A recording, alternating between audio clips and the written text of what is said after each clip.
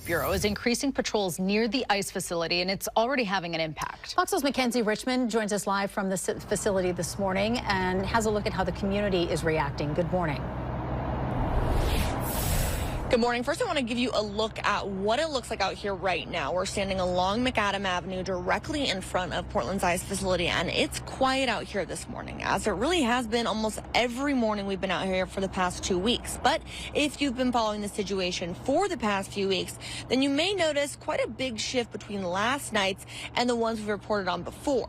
Now, last night, there were fewer people and less tension here, and that comes after Portland's police chief, Bob Day, ordered more officers to patrol this area. He tells Fox 12 he made the decision with safety in mind in hopes to de-escalate the nightly tensions they've been seeing. Police say they're not here around the clock, just as they aren't here right now, but they're adjusting based on what's happening day to day. Now, as for how the community is reacting to all this, well, some say it feels calmer, others say it feels more tense in a different way. Confusing, frustrating, it's kind of, odd to see. Because last night wasn't that rowdy, it was pretty calm. So I think they're definitely doing something better. Their increased presence is helping out a lot.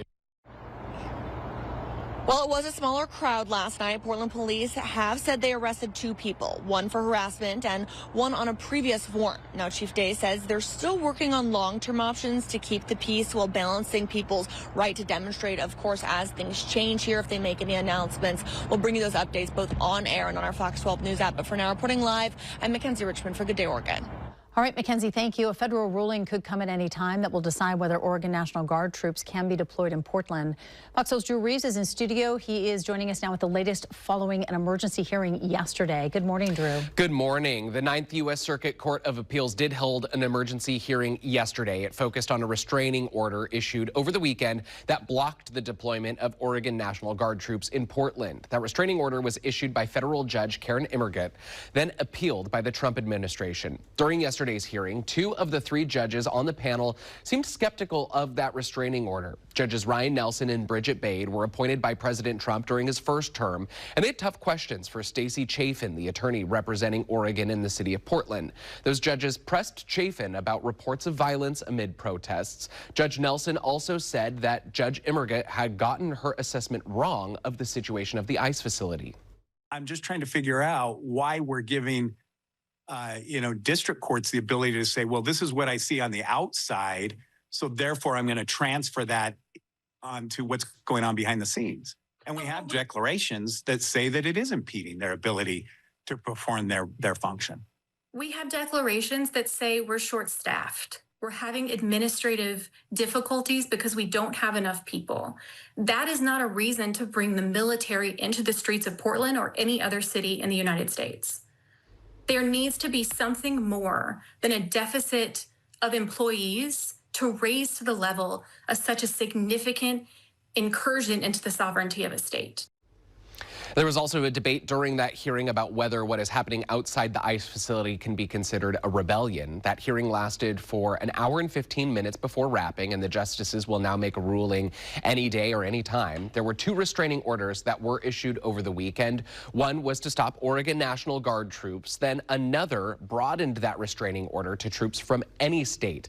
This hearing will decide whether Oregon National Guard members can be deployed. Right now, it's unclear how it could impact that restraining order on Guard members from other states. Reporting in studio, Drew Reeves, Good Day, Oregon. Drew, thank you. And as we await that decision, the question now is what happens if the appellate court strikes down the temporary restraining order? According to an expert we spoke with yesterday, the state of Oregon is facing an uphill battle in this case. Political science professor Chris Shortwell watched a portion of Thursday's hearing and says if the appeals court decides against the Oregon judge's temporary restraining order, Oregon has a couple of options, including filing a different appeal that would convene a larger panel of judges to review the decision made by the initial 3-judge panel. And if that fails, the next step would be the Supreme Court. If we look at what the Supreme Court has done, particularly on their emergency docket, since President Trump has come back into office, they have been very deferential to what the president wants. The appeal can be heard in Bonk if a majority of the court's judges vote to do so. And make sure you stay with us as we continue to follow the legal battle over the National Guard and the latest on what's happening at the ICE building. You can also stay up to date anytime on the Fox 12 app.